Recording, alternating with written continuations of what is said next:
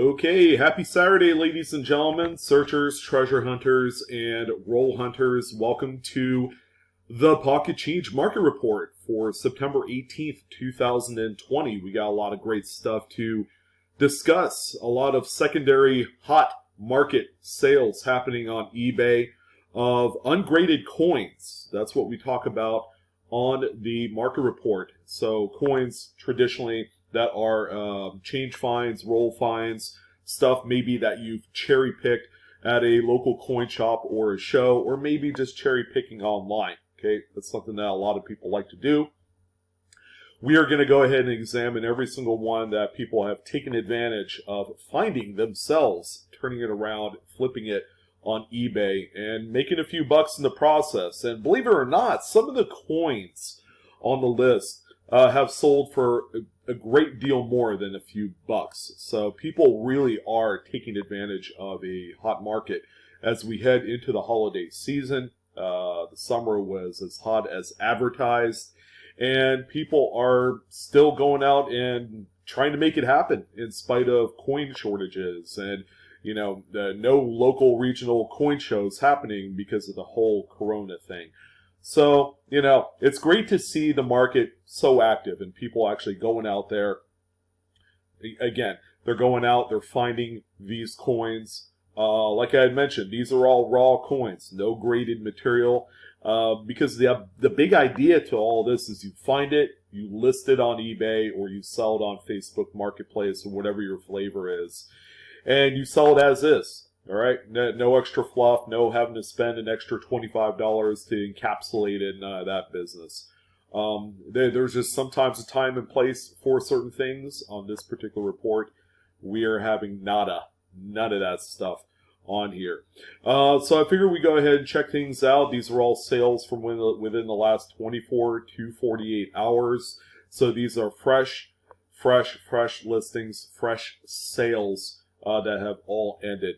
So strap on in, grab yourself a beverage of some sort, and let's go ahead and get started with the first listing of the batch. And this is going to be a 2003 P Roosevelt dime. As you can see, this one looks to be off-center, but it's not an off-center struck coin. This is an off-center Broadstruck. Okay, and the big difference is, I mean, it looks like it's off-center by about 5%, maybe a little bit more, but you still have a full obverse. All right, and same on the reverse as well. Okay, usually when you get 5 to 10% off-center, that you begin to see some of the design cut off, like right here on the letters. So this one obviously was struck with maybe a tilted collar, or maybe just one side of the collar was completely missing on this coin. So that's why you get some of the extra material squeezing out, out of the side there. And the material has to go somewhere, so it's just going to smush out and create this off-center effect. So this is an off-center Broadstruck dime that sold for $10.75. All right, pretty cool. Okay, so for the next one right here, I'm just going to lay it out there and let you guys know that this is supposed to be a 1964D Kennedy half dollar. It's a 90% silver half. The Denver minted 1964 Kennedys are riddled with all sorts of double dies and quadruple dies and triple die obverses and repunchment marks. It is literally a variety hunter's kind of like feast. So usually I advocate taking full pictures of the obverse and reverse of a coin every time you list it. It's just good practice. You're going to find that you're going to get a lot better, I guess, money from the sale. But this one right here, it's all close-up images of the more pertinent, more relevant diagnostics of a quadruple die obverse. This is, by the way, FS 105 in the Cherry Picker's Guide. As you can see on the word "we" in the motto, "In God We Trust," you can see just a number of just the doubling of, the quadrupling of the die, in essence, is just very strong on this coin. And you can also see it on RUS and Trust. Some would say, well, it looks like a triple die obverse, but this is a quadruple. There are certain devices where you could see the quadrupling a lot better. The fourth, I guess, strike or whatever it's called from the working die is kind of hard to see, but it is there. And then finally, here's G and O and God. Not as impressive. It's actually the second part of the motto is where you're going to find the strongest doubling on there. So this is a pretty phenomenal looking coin. I mean, it did sell for $62.50. If you guys have hordes of 64 Kennedys, I would encourage you guys to take a look. Take a second glance at these coins for some of those Cherry Pickers Guide varieties or the quadruple die or triple die obverse coins. You're going to find that you're going to be making a lot more money selling those rather than just go ahead and turning it around and, you know, trying to make something out of the silver content of it, which, you know, is very popular today. All right, and then here's a die marker. This is actually a die scratch or a gouge right here. So that's on the reverse between the N and I in United. All right, so if you think you have a QDO, make sure that this particular marker matches on your coin. Okay, so the next one that we have here is it either looks like a really worn down Lincoln Memorial cent or it's something else. So it's not a worn down coin, I can tell you that much. However, this particular coin was struck through just copious amounts of grease that was on the die. All right, so this is what it looks like when, you know, too much of that grease, that lubricant, is applied to the die faces. And this would normally be, you know, probably the first like 5 strikes off of that fresh lubricant. And as you can see, the devices are completely obliterated, if not soft.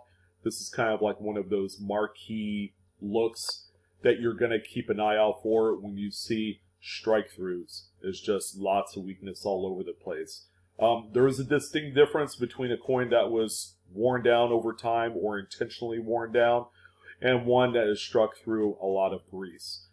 This one right here, you could just see the feathering of the grease action as it just completely swamps all of the devices. In addition, Lincoln is, you know, just a silhouette on the coin. Now this one right here sold for $38.50, best offer option, so somewhere south of there. But yeah, you know, the stronger the strike through on a coin like this, the more that they're worth. All right, so keep that in mind. Okay, so the next one that we have here is a 1977 $1 Federal Reserve note. It looks like just your everyday Joe Schmo note. However, on the reverse, you have a really nice, if not light, complete 100% wet ink transfer. This is on the lighter side, but keep in mind that notes, even though the secondary transfer on either the obverse or reverse of the note, even though it's light, is still worth keeping. Case in point right here, this one sold for $63.98. Again, if you have a full offset wet ink transfer, that's where all your money is going to be made, as opposed to partials. Okay, so we have a really nice Broadstruck 1992 Lincoln Memorial cent. This is, of course, a copper-coated zinc coin.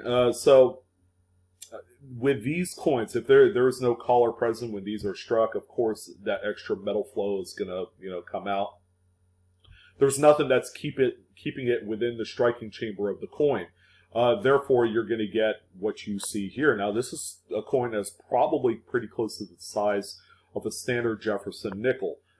As you can see, because of how thin the copper plating is on these coins, you're going to see a lot of pull away. Now, be mindful that these type of coins right here, over time, because of how reactive zinc is to a lot of moisture, is that you might get some zinc rot over time. So if you like collecting this sort of thing, keep in mind that you also have the potential danger of seeing this thing erode right before your very eyes. So correct storage is going to be absolutely important if you're going to collect these Broadstruck coins, or off-center struck Zinkins as well. fall under that same category because you're going to see some of the exposed zinc core.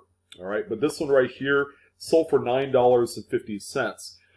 And this is going to be part one of a number of the various coins I'm going to talk about on the PCMR that's sold by renowned dealer Sullivan Numismatics. He is an error coin specialist, and he generally puts up some of these lesser expensive, more obtainable error coins. Every single Sullivan listing that you see on this video is tried and true and has been looked over by one of the top tier professionals in the game today. So if you haven't done so, check out his website, sullivannumismatics.com. He does have a lot of, how would I say, some of the higher echelon pieces. If you're looking for a really big statement piece and money's not an issue, then he might have something that you like. And a lot of his other coins are certainly graded. All right, so this one right here is not graded, but at least you know what you're getting. Okay, so we have a pretty cool looking 2000 Lincoln Memorial cent that was double struck. The secondary strike is approximately 65% off center from the original. And it's what they call, I guess, a uniface, where on the back side of it, you just have a blob. But anyways, that's your secondary strike right there. It's another 2000 dated, strike, I would imagine. This one right here sold for $32. Again, a very collectible coin, keeping in mind that when you buy stuff like this, because it's a copper-coated zinc coin, you are going to get some of the exposed zinc core on there, and then over time, like this one right here, you begin to see a little bit of the greening and grays. It's just the coin is going to self-destruct right on you. Just disintegrate is what they normally do. So enjoy it while you can. And again, storage is going to be an important aspect to making sure that these coins last as long as you do. That's important.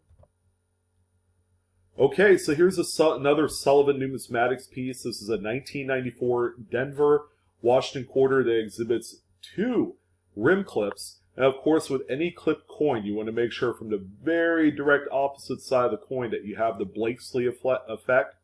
That's where you have a distinct flattening of that opposite edge from the clip. So you got 2 Blakesleys on here. That's pretty easy to see. But again, the more clips on a singular coin, the more that they're worth. Now this one is in pretty nice shape. This one sold for $12.61. So, it's not bad. You make $10, $15 off of these type of coins. That certainly supplements your coin sales on the secondary market. Okay, so we got another Sullivan Numismatics coin in here, this time in the 1970D Washington quarter. So what's up with this one? I mean, the strike looks pretty light, but this date, if you guys know, is notorious for what they call struck on dime thickness stock planchets. So the way that things work right from day one is you have all of the blank planchets punched out of a long strip. All right. So of course these long strips are to the tolerances of their specific denomination. All right. So in this particular case, someone had pulled out a dime thickness strip, and what they did was they punched out quarter-sized planchets. Now, when that happens, all right, people don't really think about it. So when the U.S. Mint had some of these on hand, they're probably mixed with some of the regular thickness quarter stock planchets. They get struck, okay, and then these presses are calibrated to a specific pressure based off of the thickness of that stock. So that's why you're seeing the weakness on this one, because the coin is comparatively thinner. I mean, it's as thin as a dime, and it's a pretty significant change from a regular quarter stock thickness to a dime thickness. And that's what you see here. It's always best to kind of compare when you have other quarters together with it. Okay, you just see just a plain difference. This one right here sold for $47, and this is a coin that consistently sells in that $40 to $60 range every time I see one out in the marketplace. The better the grade, however, the more that they're worth. All right, but make sure that you check out all your 1970 Denvers, because these do exist quite often out there. You'd be surprised. Alright, so we got another rim clip here. This time it's a straight clip, and I guess you guys know why it's called that, because it is literally a straight line clip. Alright, like the regular other clips, you want to make sure that you have the Blakesley effect on the exact opposite edge of the clip on every coin that you do find. This one is a 1999 Philadelphia Jefferson nickel, and this one sold for $13.50. A really pleasing higher grade example. And you just don't see as many straight clips as you normally do the curved variety. So this is a pretty neat coin. Make sure you keep an eye out for these. At first, they look like damage, you know, like someone took some tin snips to them. But rest assured, this is the real deal right here. Okay, so most of us probably know that 1989 was the final date in which the Mint actually punched the mint marks independently like they used to for many decades. Okay, they punched them right onto the working die. So with that being said, the opportunity exists that a repunch mint mark can exist on any one of these 1980s coins all the way up to 1989. Alright, so make sure that you check out each one of your Denvers in the 1980s era, because this one is a RPM. Believe it or not, these are probably some of the more valuable RPMs because people just don't look for them. That's the crazy part. People assume that there's really nothing going on in the late 80s other than maybe the 1988 transitional reverse, all right, the RDV coins. But this one right here, guys, is worth a good deal of money. To give you an idea, this is RPM number 7, which means there's 6 other ones before this. This one sold for $25.45. It's a decent looking coin, nice higher grade mint state. It's got a few spots, a few problems, but again, $25. Did you guys know that these coins sell for that kind of money? Because there's not a lot of them out there in the marketplace. People just don't look for them. Okay, so we got another kind of like curvy clip. I mean, it's curved and it goes a little bit straight, and then you do have a Blakesley effect here. This is a 1974 Roosevelt dime. This one is in pretty nice shape. This is a nice mid-state, like 65 example right here. This one sold for $14.20. All right, it's real money, guys. Make sure that every single clip you find, you know, whether it's what you perceive to be minor or one that's on a oddball denomination, they're all highly coveted in the error market, especially today. Alright, so I wanted to bring up toning on these Lincoln cents. As always, you know, be absolutely wary, because now all of a sudden there is this kind of like secondary kind of market going on out there in which there are some pretty beautiful, however, they are artificially produced, artistic toning pieces. Okay, these are completely homemade in the sense that they're made within a day, as opposed to traditional toning that takes many years, if not decades, to produce. You know, like end roll toners in a roll and what have you. So be absolutely careful when you buy these. You're buying them for the artistic expression that the coins evoke. Okay, do not overpay for these coins. But letting you guys know that this is a burgeoning market that has been going on for the better part of the last 12 months. I've been seeing more and more of these. And this particular example right here, 61 sold for $16.50. Okay, so, you know, $10, $15, $20 seems to be the going rate for these artistic homemade pieces. But keep in mind that if you were to send something like this out to a grader, it will not come back tried and true. Okay, it'll come back questionable color or something of that nature. Okay, so aside from the pretty bad resolution, this is a scan job that wasn't set up as well, but there's enough detail here to know exactly what we have. It's a 2013 series $1 FRN, and like I tell most people, okay, you will really benefit from looking at the serial numbers on every single one. You look for mismatched digits because you do have two separate strings of serial numbers on a note. Look for those fancy serial numbers. Here's an example of one right here. This is what they call a low serial number fancy. So it's got 5 leading zeros, 5, 3, 4. Usually anything with 4 leading zeros, and then the rest of the serial is what is considered in the business to be a low serial number.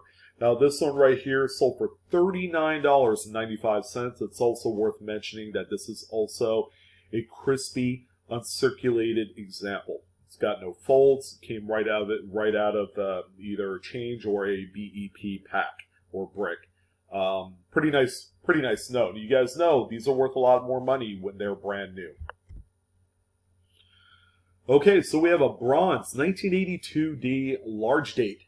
This one is off center, and if you guys know, it's a coin that I like most when you have the complete and entire date on the coin, as you see here. They're just more desirable that way when you have the full date. Now this one is off center by about 60%, and this one sold for $39.95. All right, so a desirable coin because of the date. It's in great shape as well. Here's another one of those half-baked looking toners that we all love to talk about. This one is a 1958 Lincoln Cent. All right, so there you go. And one of the things that I want to kind of mention, because a lot of these are brought upon either by chemical formation or by heat, or a combination of the both, is that you're going to have a lot of these carbon spots on the reverse. All right, typically, sometimes you don't see that on traditional true blue toners of these Lincoln Cents that, again, take decades to form. But this one right here has a very nebulous style of toning. I mean, it's quite attractive as an art piece. This one right here is sold for $16.50. Again, it's within that kind of that price range. Okay, so I need to make it known that Coins and Cards on eBay sold this 1972 doubled die obverse. This is die number 1, FS101. This is the big dog, but very, very seldom do you ever see raw, very nice examples of this coin. Now, this coin right here is probably like a Mint State 61 brown. Obviously, it's nothing higher than that, but this is, if you're looking for affordability of this coin, keep in mind, this is a great grade to buy. It's very attractive. It's clean. It shows the doubling features very, very well. Even on this picture, the seller, Coins and Cards, did a great job with the imaging. But as you can see, it needs really no real introduction. But it's a very, very desirable coin. It is a very, very pricey. If you do come across one, congratulations. You've done well. But you can even see the doubling right here on the front of his jacket, on his bust. You can see it on the bow tie to a lesser degree. But this date right here, man, that is unmistakable. And that is one of the main diagnostics of this coin. Actually, the whole front of the coin is just a monster. This one right here sold for $325. So real big congrats to the seller. Fantastic find and a great sale as well. Here's Liberty, very strong. And what I did not show is a close-up of the motto, but you saw that on image number 1. Yeah, there's no mistaking. This is one of the strongest double dies in the series. Okay, so we got 1970 large date Lincoln Memorial Cent. This is always a favorite date of mine to search through. The big one is obviously not only the small date variant, but also this RPM as well. This is RPM number 1. The secondary S is north of the primary. Okay, this one right here is really easy to spot, making sure that you guys, if you have it, use your magnifier. Anything 8 to 10 times power is suitable. I do have Amazon links below in the description box if you do need one. They are pretty affordable. They're cheap. So, that's always the best tool, best practice to go by when you are searching through these coins for varieties and errors. It's always a must. This one right here is sold for $10.39. It's not bad. It's a nice little payday right there. So our featured coin for this week's PCMR is this 1964D Lincoln Memorial Cent, which has a pretty interesting strike through on the reverse, and it's some sort of debris, possibly a metal shaving from either the die or some part of the press that had fallen onto the blank before it was struck, or maybe it was already embedded in there prior to the strike. Maybe that was on the planchet. It's anyone's guess, but this is a really phenomenal strike through. I would say if this was on a newer coin, I would say it would probably be like maybe a piece of another Zinken cent that had fallen onto the planchet, but this thing is 1964. It is considerably older than some of the copper-coated zinc coins. What did this one sell for? $133.61. That is a huge rip. Again, this coin has gone through so many hands. Okay, it's a over $100 coin that has been passed through many uneducated hands until that one person saw just the beauty and the potential of a coin that will definitely sell strong on the secondary market. Again, phenomenal coin, great find. Keep an eye out for these interesting strike throughs. It's striking it rich. That is what we got here. All right, so we got another 1972. This is one of my favorites to find. It's another doubled die obverse. This time it's die number 7 that is being represented here in this video. It's a nice, decent grade, probably AU58 style with some red showing. But some of the strongest doubling on the coin, Liberty. Although, you know, it's pretty strong. It's not die number 1 like we saw earlier in the video. And then the date to a lesser extent. I mean, you can see some of the splits in the 2. You can see notching in the 7 and the 1 over here. I mean, that's also there. Not as impressive. And then In God We Trust. Oh my God. Great looking diagnostics. Lots of splits. Lots of spread. This one is very strong. And this one sold for $78.25. Very desirable. Very, very valuable coin. All right, so a lot of you will probably think, oh yeah, great, another struck through grease coin, okay? But, however, this is another Sullivan Numismatics sale. So it's anything, I guess it's anything out of the ordinary. This one right here is a 1980s Philadelphia Roosevelt dime. This is a die adjustment strike and not a struck through grease error, okay? And then the main thing that you're going to look for on this with a die adjustment strike is you're going to see quite a bit of weakness all over throughout, but it's also missing the rim, okay? The rim is generally not upset on these on the strike. And then, you know, for the most part, I believe on these, you're not going to see reading either. So it's going to be pretty nice and smooth on the edge. But these right here, very desirable. If you could find one, this one sold for $50. Obviously, it's circulated for a while, so that's a pretty nice payday for this particular coin. But there you go, another Sullivan Numismatics sale. All right, the key. Bicentennial quarters with any sort of errors are always desirable because of what it is. All right, bicentennial drummer boys are intriguing. There's some of the earliest iterations of what is today's state quarter, national park quarter commemorative design.